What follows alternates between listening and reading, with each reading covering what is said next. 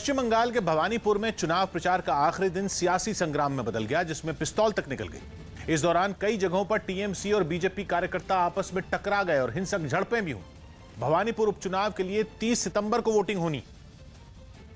ऐसे में प्रचार के आखिरी दिन दोनों ही पार्टियों ने अपनी ताकत झोंक दी, लेकिन वहां प्रचार कम बवाल ज्यादा हुआ। पिस्तौल तक लहराई गई, जमकर हंगामा और हिंसक झड़पें हुई, जिसकी तस्वीरें भी सामने आई। बीजेपी के पूर्व प्रदेश अध्यक्ष दिलीप घोष पहुंचे तो प्रचार करने लगे, लेकिन आरोप है कि पहले से मौजूद टीएमसी कार्यकर्ताओं ने उन्हें घेर लिया और नारेबाजी शुरू कर दी।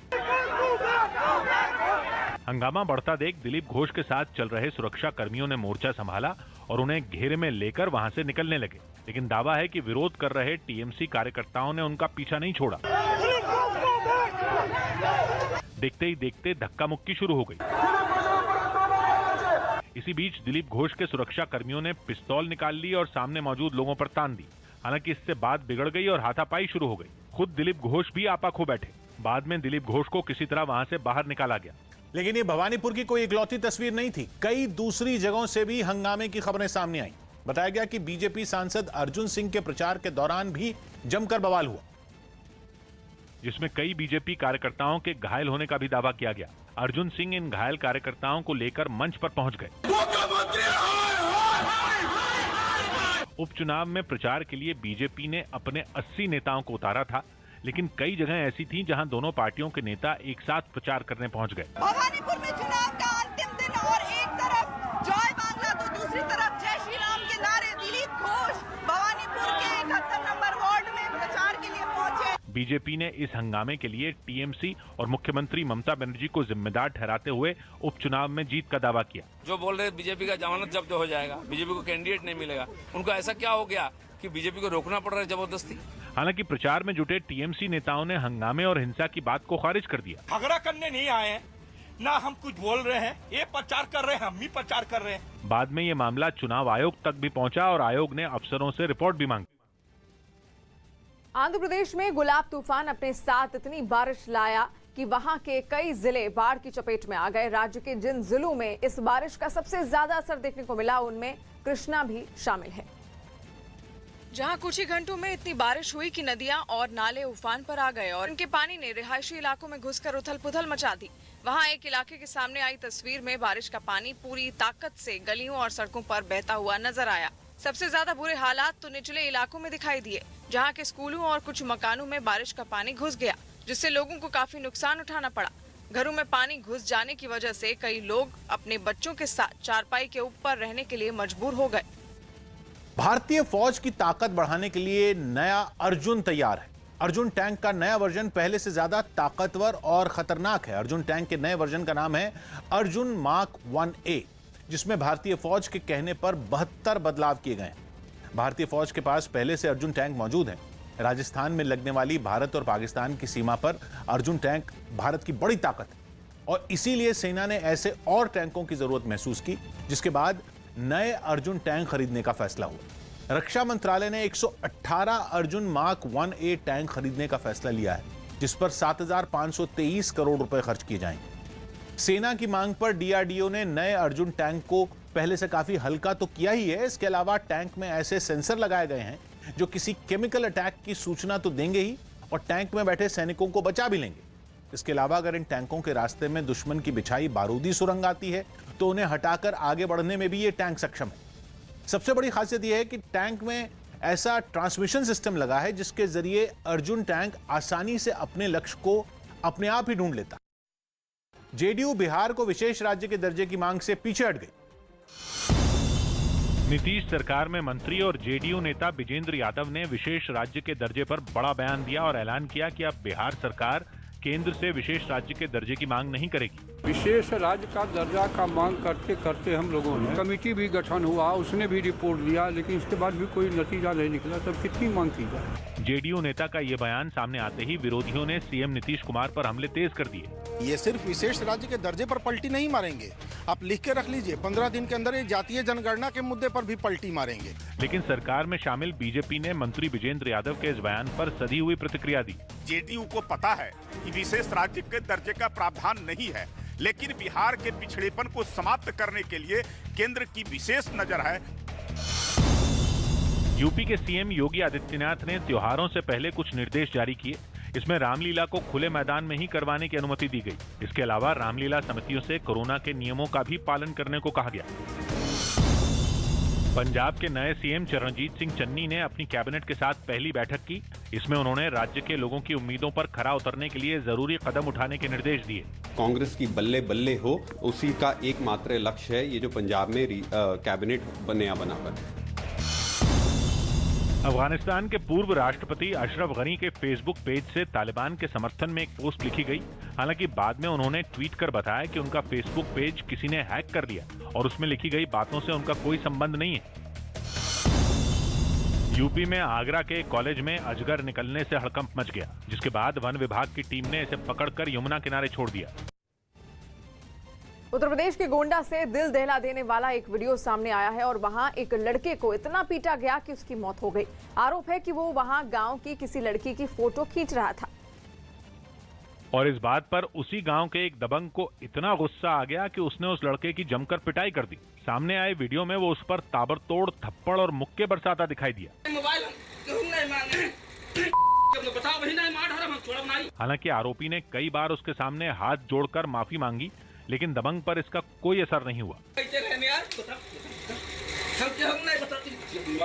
गांव के कुछ लोग भी वहां दिखाई दिए जो चुपचाप खड़े रहे। किसी ने भी बीच बचाव करने की कोशिश नहीं की। बताया गया कि उस दबंग ने काफी देर तक उसकी पिटाई करने के बाद उसे गांव के बाहर फेंक दिया, जिसके बाद आरोपी के घर वालों ने पुलिस को खबर दी। सुसंगत धाराओं में अभियोग पंजीकृत कर लिया गया है।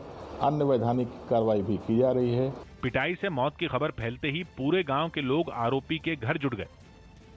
कृषि सुधार कानूनों का विरोध कर रहे किसानों के भारत बंद से देश के कई शहरों में आम जनता दिन भर परेशान रही। कहीं सड़कों पर जाम लगा, कहीं किसानों के भारत बंद का समर्थन करने वाली सियासी पार्टियों ने हंगामा किया और आम आदमी की मुश्किल बढ़ गई। पटना में तो भारत बंद के समर्थन के नाम पर खूब उत्पात हुआ और आरजेडी कार्यकर्ता डंडे लेकर सड़कों पर उतर आए। वैसे तो ये बंद दिल्ली की सीमा पर बैठे किसान संगठनों ने बुलाया था, लेकिन कई विपक्षी पार्टियों के कार्यकर्ता बिन बुलाए मेहमान की तरह इसका हिस्सा बन गए और डंडे के जोर पर सड़क पर आने जाने वाली बसों और ऑटो को रोकने लगे। उन्हें देखकर ऐसा लगा मानो भारत बंद के समर्थन के नाम पर उन्हें दादागिरी करने का लाइसेंस मिल गया हो।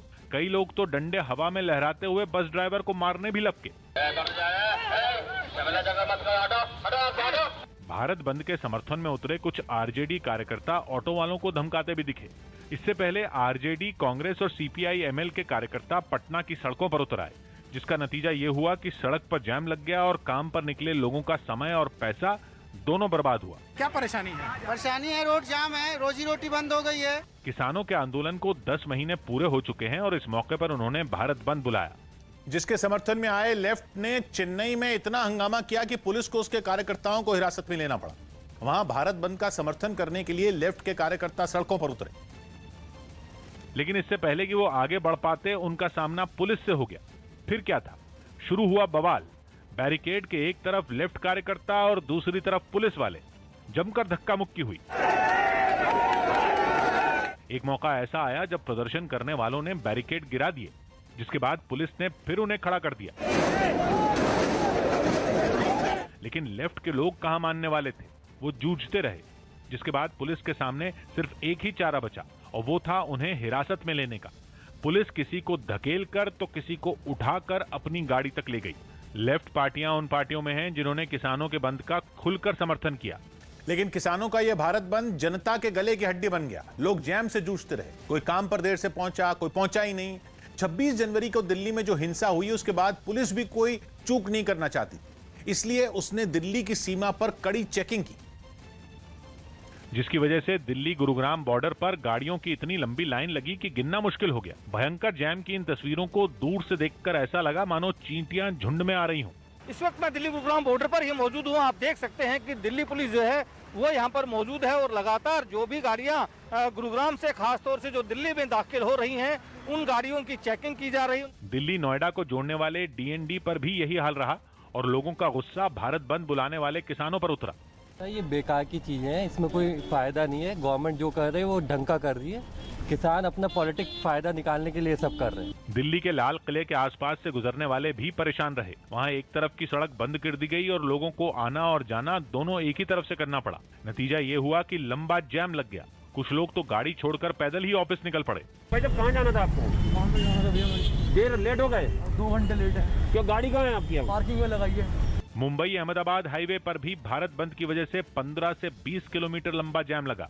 लेकिन ये परेशानी केवल सड़कों पर सफर करने वालों की ही नहीं बल्कि ट्रेन से यात्रा करने वालों को भी हुई, क्योंकि कहीं किसान तो कहीं सियासी पार्टियों के कार्यकर्ता ट्रेन की पटरियों पर भी उतर आए। हरियाणा के बहादुरगढ़ में भी यही हाल रहा और किसान ट्रेन की पटरियों के बीच बैठ गए। बहादुरगढ़ के रेलवे स्टेशन पर जुटे इन लोगों की संख्या अच्छी खासी दिखी। कुछ ट्रेन की पटरी के बीचों बीच बैठे और कुछ किनारे। यही नहीं, इन किसानों ने कृषि सुधार कानूनों के मुद्दे पर बीजेपी को सियासी नुकसान पहुंचाने का दावा तक कर डाला। सियासी नुकसान भारतीय जनता पार्टी का, सरकार का हम अच्छा कर रहे हैं। कोलकाता के जादवपुर में भी ट्रेनों को रोकने के लिए प्रदर्शन हुआ। वहां लेफ्ट के कार्यकर्ता न केवल पटरियों पर उछल कूद करते रहे बल्कि कई रेल के इंजन पर चढ़कर नारे भी लगाने लगे। आंध्र के तिरुपति में भी लेफ्ट ने यही किया। फर्क बस इतना रहा कि वहां वो पटरियों पर घूमने फिरने के बजाय लेट गए। भारत बंद की कोशिश में जुटे इन लोगों की वजह से कई ट्रेनें रद्द कर दी गईं, जिनमें ज्यादातर ट्रेनें दिल्ली एनसीआर से चलने वाली हैं।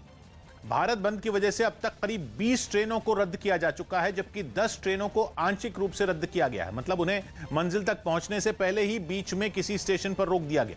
जो ट्रेनें रद्द हुई हैं उनमें नई दिल्ली से अमृतसर जाने वाली शान पंजाब और नई दिल्ली से अमृतसर जाने वाली शताब्दी एक्सप्रेस शामिल है। मुंबई की सड़कों पर बारिश के बाद हुई गड्ढों को देखने मेयर खुद सड़कों पर पहुंची और सबके सामने ही उन्होंने अफसरों को फटकार लगा दी। और जिस वक्त मेयर किशोरी पेडनेकर सड़क पर पहुंची, उस वक्त मीडिया के कैमरे भी मौजूद थे। मुंबई के कुर्ला इलाके के वीडियो में साफ दिखा कि मेयर ने अफसर के हाथ से फाइल छीनने तक की कोशिश की और बीच सड़क पर उन्हें झाड़ लगाई। काफी देर तक मेयर किशोरी पेडनेकर अफसरों और कुछ और नेताओं के साथ सड़कों पर पैदल ही घूमती रहीं।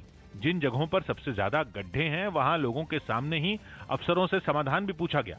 उन्होंने लोगों के सामने ये कहा कि अफसरों की लापरवाही की वजह से लोगों को परेशानी उठानी पड़ रही है। दक्षिण अमेरिकी देश चिली में शरणार्थियों की बढ़ती संख्या के मुद्दे पर जोरदार प्रदर्शन शुरू हो गए। पिछले कुछ वक्त से वहां हैती, वेनेजुएला और दूसरे देशों से आने वाले शरणार्थियों की तादाद तेजी से बढ़ी है। लेकिन वहां के लोग इन शरणार्थियों के विरोध में उतर आए। समंदर किनारे बसे इकीके शहर में तो इस मुद्दे पर जबरदस्त बवाल छिड़ गया। वहां सैकड़ों की तादाद में लोग सड़कों पर उतर आए और शरणार्थियों के खिलाफ नारेबाजी शुरू कर दी। जल्द ही इस प्रदर्शन में उपद्रव शुरू हो गया। कुछ प्रदर्शनकारियों ने शरणार्थियों के कैंप में तोड़फोड़ शुरू कर दी। इस दौरान आगजनी भी की गई। भीड़ ने शरणार्थियों के टेंट तोड़कर सड़क पर फेंक दिए और उनमें आग लगा दी। गुस्साए लोगों ने चिली की सरकार पर भी जमकर निशाना साधा।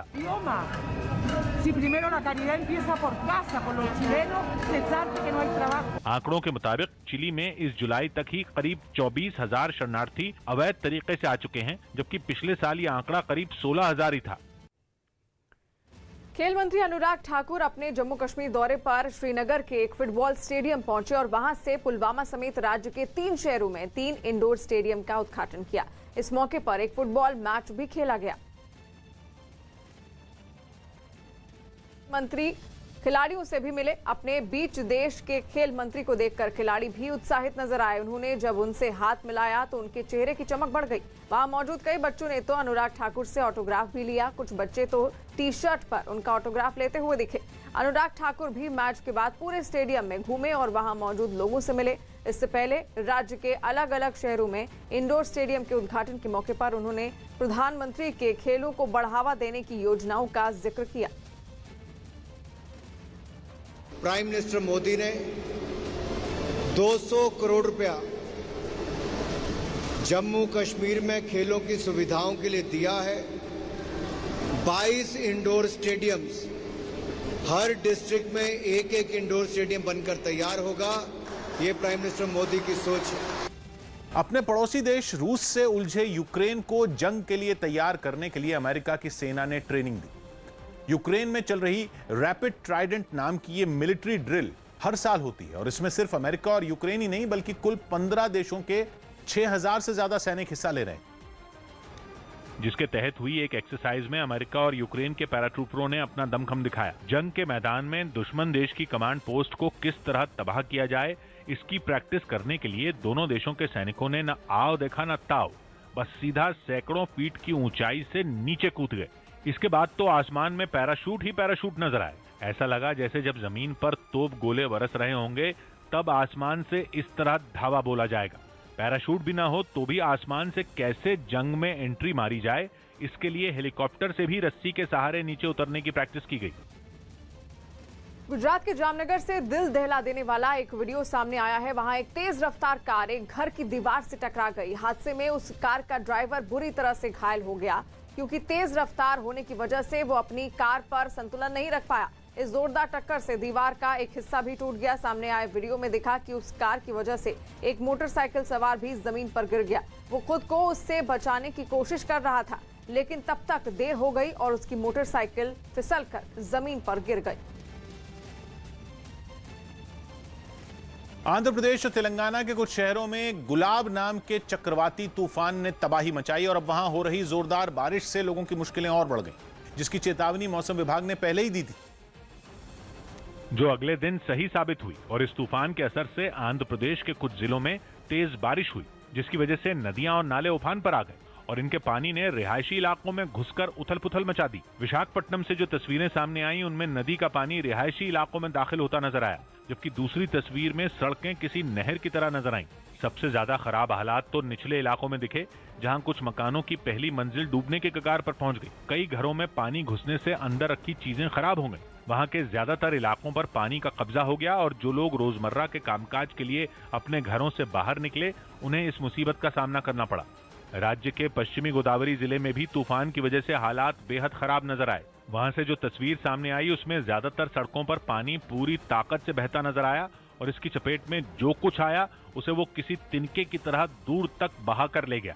इस तूफान और बारिश को देखते हुए पहले ही कुछ जिलों में प्रशासन को अलर्ट कर दिया गया था, जिनमें श्रीकाकुलम भी शामिल है, जहां तूफान से हुई तबाही के बाद राहत और बचाव का काम तेज कर दिया गया। इस काम में एनडीआरएफ और एसडीआरएफ की टीमें भी लगाई गई ताकि तूफान की मार झेलने वाले इलाकों में लोगों तक फौरन मदद पहुंचाई जा सके, जिसकी कुछ तस्वीरें श्रीकाकुलम से सामने आई। वहां तूफान की वजह से कई जगहों पर पेड़ उखड़कर गिर गए, फसलें चौपट हो गई और कुछ मकानों को भी नुकसान पहुंचा। इतना ही नहीं, बिजली के खंभे टूटने से कई इलाके अंधेरे में डूब गए। ऊपर से लगातार हो रही बारिश से राहत के काम में लगे लोगों को भी परेशानी का सामना करना पड़ा। बारिश का पानी रेलवे ट्रैक पर भरने से ट्रेनों की रफ्तार पर इसका असर साफ दिखाई दिया। उधर तेलंगाना भी गुलाब तूफान और बारिश की मार से बच नहीं पाया और वहां हैदराबाद समेत कुछ शहरों में तेज हवाओं के साथ बारिश हुई, जिसकी वजह से सुबह सुबह कामकाज के लिए निकले लोगों को बारिश से बचने के लिए छातों की मदद लेनी पड़ी, जबकि कुछ जगहों पर पेड़ उखड़कर सड़क पर गिर गए, जिन्हें हटाने के लिए प्रशासन की टीम को खुदाई करने वाली मशीन बुलानी पड़ी। ये तूफान एक दिन पहले आंध्र प्रदेश और ओडिशा के तट से टकराया था, जिसका असर महाराष्ट्र, बंगाल और छत्तीसगढ़ के कुछ इलाकों में भी पड़ने की संभावना मौसम विभाग ने जताई। साथ ही बिहार और झारखंड में भी इसका असर देखने को मिल सकता है। News18.com की रिपोर्ट है कि गुलाब तूफान के असर से बिहार के कुछ जिलों में अगले 24 से 48 घंटे के बीच बारिश हो सकती है। मौसम विभाग के मुताबिक इस तूफान के असर की वजह से बिहार में मानसून 7 दिन और बढ़ गया, जिसकी पहले 30 सितंबर तक वापसी मानी जा रही थी, लेकिन अब 7 अक्टूबर तक मानसून के राज्य पर मेहरबान रहने की संभावना है। तो वहीं पड़ोसी राज्य झारखंड के भी कुछ जिलों में तूफान के असर से हल्की बारिश होने की उम्मीद जताई जा रही है। सिंगापुर में शॉपिंग मॉल से घर तक सामान पहुंचाने के लिए रोबोट तैनात किए गए हैं ताकि घर बैठे लोगों तक सामान की डिलीवरी तय वक्त पर हो जाए। घर तक सामान पहुंचाने वाले इन रोबोट को सिंगापुर की OT100 नाम की कंपनी ने तैयार किया है और कंपनी का दावा है कि इससे काफी लोगों को मदद मिल रही है। सामने आई एक तस्वीर में शॉपिंग सेंटर से ऑर्डर की गई चीजों को किसी डिब्बे की तरह दिखने वाले इस रोबोट में रखा गया। इसके बाद वो रोबोट किसी 4 पहिया गाड़ी की तरह अपनी मंजिल की तरफ निकल पड़ा। हालांकि इसकी रफ्तार थोड़ी धीमी थी, मगर ये अपने पते पर बिना किसी से टकराए पहुंच गया। ऐसा इसलिए हो सका क्योंकि इसके अंदर कैमरे और सेंसर लगे थे। सामान पहुंचाने वाले रोबोट के पहुंचते ही घर के अंदर से एक आदमी बाहर आया और उसने अपना सामान लेकर उसका शुक्रिया अदा किया। Thank you. Oh, nice. That's cool. सामान की डिलीवरी के बाद ये रोबोट अपने तय रास्ते से होकर शॉपिंग सेंटर में बने पार्किंग में लौट आया। दिल्ली के रोहिणी कोर्ट में हुए शूटआउट के मामले में बड़ी जानकारी सामने आई है। न्यूज 18 के आनंद तिवारी की रिपोर्ट है कि तिहाड़ जेल में बंद टिल्लू नाम के जिस गैंगस्टर के इशारे पर यह शूटआउट हुआ, उसने जेल के अंदर से ही न सिर्फ पूरी साजिश रची बल्कि बदमाशों को लगातार निर्देश भी दिए थे। जानकारी के मुताबिक टिल्लू तिहाड़ जेल जैसी सुरक्षित जेल के अंदर से ही बदमाशों के संपर्क में था और वो इंटरनेट कॉलिंग के जरिए शूटआउट में मारे गए दोनों बदमाशों से पल पल की जानकारी ले रहा था। यही नहीं, जब पुलिस की जवाबी कार्रवाई में दोनों हमलावर मारे गए तो टिल्लू ने विनय और उमंग नाम के दो दूसरे बदमाशों को वहां से भागने के निर्देश भी दिए। ये दोनों बदमाश भी इसी साजिश का हिस्सा थे और मारे गए हमलावरों के साथ कोर्ट पहुंचे थे। छत्तीसगढ़ में आईटीबीपी ने कुकर बम को नष्ट किया। छत्तीसगढ़ के राजनांदगांव में एक सड़क के पास से कुकर बम बरामद किया गया, जिसे बाद में आईटीबीपी के जवानों ने नष्ट कर दिया। आईपीएल में रॉयल चैलेंजर्स बेंगलोर के गेंदबाज हर्षल पटेल ने मुंबई के खिलाफ हैट्रिक ली, जिस पर उन्होंने खुशी जताई। ये इस साल आईपीएल की पहली हैट्रिक है। बीजेपी अध्यक्ष जेपी नड्डा ने पार्टी के महिला मोर्चा की बैठक में दिल्ली से ऑनलाइन हिस्सा लिया। हमारे संस्कार में महिलाओं का स्थान सबसे पहले आता है। यमन के मारिब प्रांत में हूथी विद्रोहियों ने मिसाइल से हमला किया, जिसमें वहां का गवर्नर हाउस पूरी तरह से तबाह हो गया। यह हमला 2 दिन पहले हुआ था, लेकिन इसकी तस्वीरें अब सामने आई हैं, जिनमें मारिब शहर की बर्बादी की कई निशानियां दिखाई दी। सामने आई हमले के बाद की एक तस्वीर में मारिब प्रांत के गवर्नर खुद अपने तबाह हुए मकान को दिखाते हुए नजर आए। हमला इतना खतरनाक था कि कुछ इमारतें तो पूरी तरह ढह गई और गवर्नर हाउस की बाकी बची इमारतें भी रहने लायक नहीं रही। सिर्फ इमारतों की दीवारें और छतें ही बर्बाद नहीं हुई, बल्कि उनके कमरों में रखा सारा सामान भी जलकर राख हो गया। हमले के कई घंटों बाद भी एक कमरे से बुझ चुकी आग से धुआं निकलता हुआ दिखाई दिया और हर तरफ मलबा बिखरा हुआ नजर आया। इतना ही नहीं, हूथी विद्रोहियों के इस हमले में एक मस्जिद भी तबाह हो गई, जबकि गवर्नर हाउस के पास के कुछ मकानों को भी भारी नुकसान पहुंचा। दिल्ली में सेंट्रल विस्टा प्रोजेक्ट के काम में लगे मजदूर और अधिकारी रविवार की रात अचानक चौंक गए जब उनके बीच प्रधानमंत्री नरेंद्र मोदी पहुंच गए। प्रधानमंत्री इस प्रोजेक्ट के काम का निरीक्षण करने के लिए पहुंचे थे, लेकिन अचानक उनके पहुंचने से प्रोजेक्ट से जुड़े लोग हैरान हो गए। प्रधानमंत्री पहले से कोई सूचना दिए बिना ही निर्माण का काम देखने पहुंचे थे। इस दौरान उन्होंने सुरक्षा उपकरण के तौर पर एक सफेद हेलमेट भी पहने रखा। कर्मचारियों से भी वो पूछते रहे कि वक्त पर काम पूरा हो पाएगा या नहीं।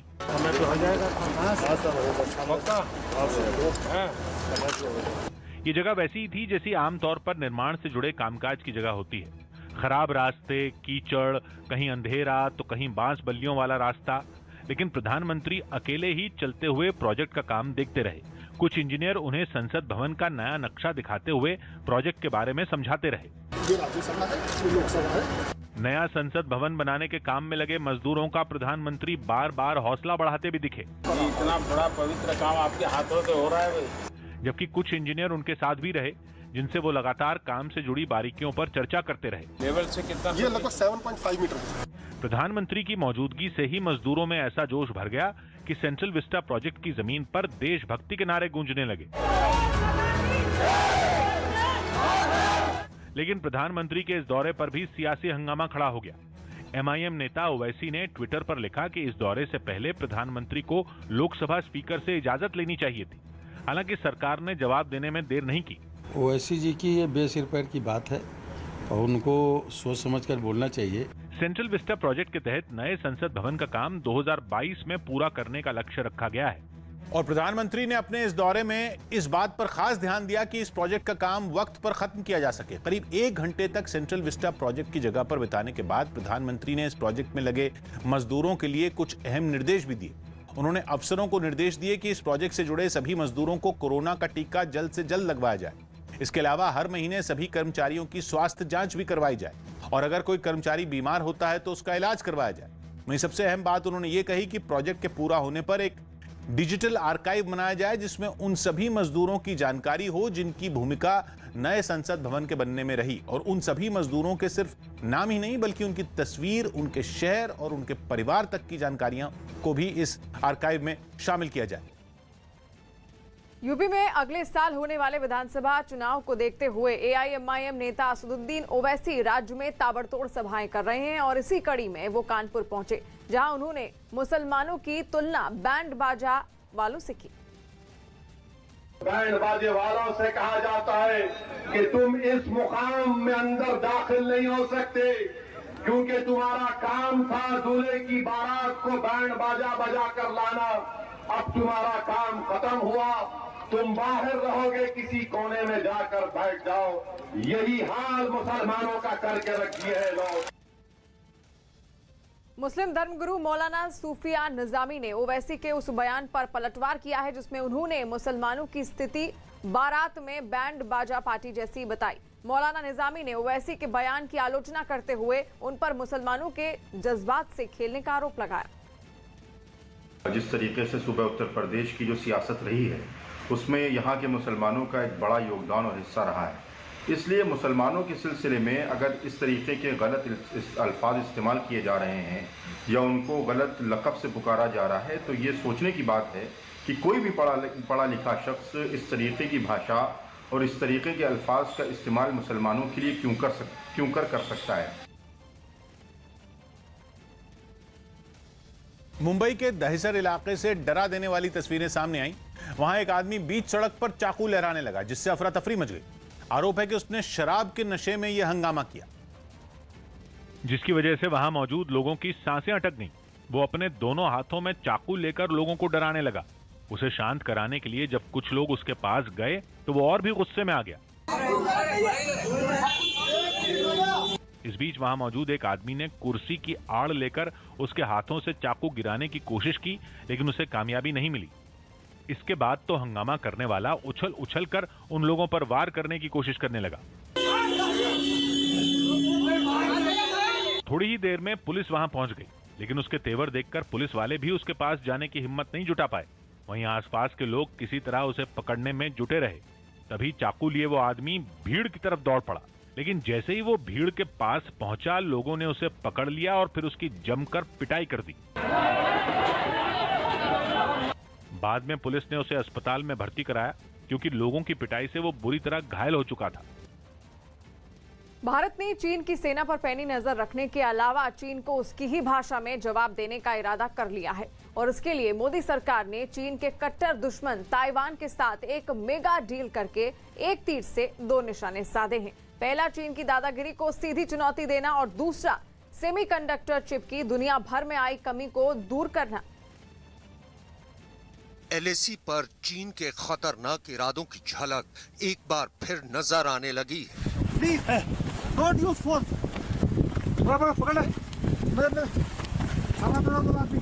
पूरे 17 महीनों के बाद एलएसी पर मिलने लगी है चीन के मंसूबों की भनक।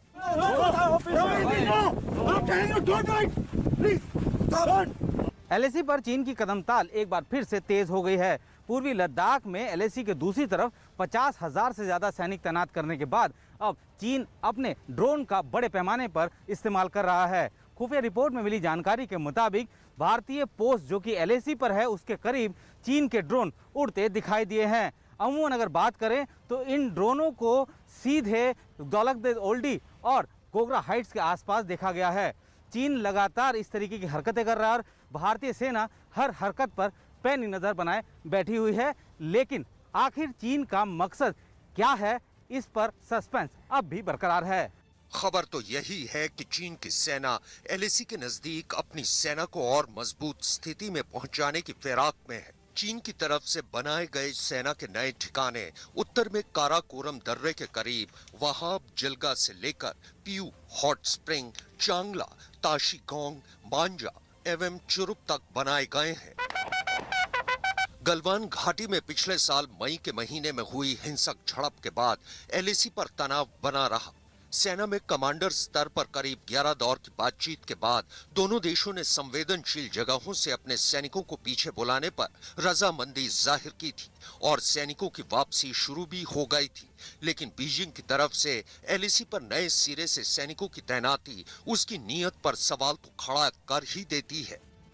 कोई भी देश अगर किसी भी तरह के डिफेंसेस को एक्सपैंड करता है, फॉरवर्ड पोस्चरिंग करता है, तो ये अपने आप में उसकी एक नीति दिखती है कि वो अभी भी एग्रेसिव होना चाहता है। सीमा पर चीन के मंसूबे ठीक नहीं हैं। ताजा निगरानी और खुफिया रिपोर्टों से पता चलता है कि चीन की सेना पीपल्स लिबरेशन आर्मी यानी पीएलए ने एलएसी रेखा के पास कम से कम अपने 8 अग्रिम मोर्चों पर अपने सैनिकों के रहने के लिए कंटेनर आधारित ठिकानों का निर्माण किया है। सूत्र का कहना है कि हर एक जगह 7 क्लस्टर में 80 से 84 कंटेनर बनाए गए हैं। पिछले साल अप्रैल मई में एलएसी पर विवाद शुरू होने के बाद चीन ने सीमा के नजदीक अपने सैनिकों की तादाद बढ़ाई है और उनके रहने के लिए नए निर्माण किए हैं। लेकिन चीन की सेना की तरफ से ये ताजा कार्रवाई इस बात का भी संकेत देती है कि चीन आने वाले समय में अग्रिम मोर्चों से अपने सैनिकों को पीछे हटाने की मंशा नहीं रखता है। चीन के मनमाने रवैये के चलते पूरी दुनिया में सेमीकंडक्टर का संकट गहरा गया है, लेकिन भारत सरकार ने एक ऐसा दांव चला जो कि चीन को भारी पड़ने वाला है। भारत सरकार ने ताइवान को इस बात को लेकर करीब करीब मना लिया है कि वो चिप का उत्पादन और भारत में उसकी सप्लाई को जारी रख सके। चिप संकट के कारण इलेक्ट्रॉनिक गुड्स और उपकरण बनाने वाली कंपनियों का उत्पादन प्रभावित हुआ है और वो मांग पूरा नहीं कर पा रही हैं। चिप की कीमत तो कुछ डॉलर होती है, लेकिन इसकी कमी की वजह से दुनिया भर की कंपनियों को हजारों करोड़ों का नुकसान हो रहा है। दुनिया भर में चिप सप्लाई संकट की शुरुआत 2020 में कोरोना महामारी के साथ हुई थी। दुनिया में इस समय सेमीकंडक्टर्स चिप्स की भारी कमी है। इसका इस्तेमाल इलेक्ट्रॉनिक प्रोडक्ट्स, वाहन, स्मार्टफोन और दूसरे गैजेट बनाने में होता है।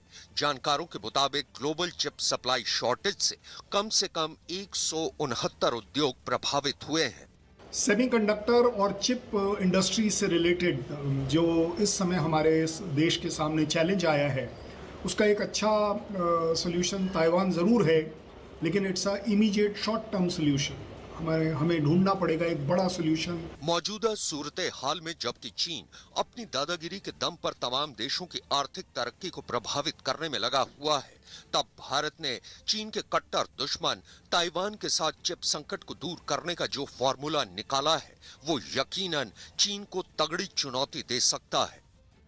राजस्थान की पुलिस को एक ऐसी चप्पल मिली जिसकी कीमत 6 लाख रुपए है। इम्तिहान में नकल करने के लिए खास चप्पल खरीदी गई जिसमें ब्लूटूथ तकनीक लगाई गई थी, जिसके जरिए राजस्थान की रीट परीक्षा में नकल करने की तैयारी थी। ये परीक्षा राजस्थान में सरकारी टीचर बनने के लिए देनी पड़ती है, लेकिन टीचर बनने के लिए कुछ लोगों ने तकनीक का ऐसा इस्तेमाल किया कि देखने वालों के ही नहीं, सुनने वालों के भी होश उड़ गए। पुलिस ने नकल करने की हाईटेक तकनीक का इस्तेमाल करने वाले 3 लोगों समेत 5 आरोपियों को गिरफ्तार किया। डिवाइस लगी हुई थी चप्पल में और जो ब्लूटूथ डिवाइस थी उसके जरिए एक्टिवेट करके और दूसरी सिम जो संबंधित तुलसाराम जो अभियुक्त है उसके पास रह के फोन मिला के फिर जरिए फोन ये चीटिंग करने का इनका प्रयास था। 6 लाख की ऐसी ही चप्पल राजस्थान के कई जिलों में पकड़ी गई, जिन्हें बनाने वाले मास्टरमाइंड की तलाश जारी है, जिसके लिए राजस्थान के कई जिलों में पुलिस की टीमें छापेमारी कर रही हैं।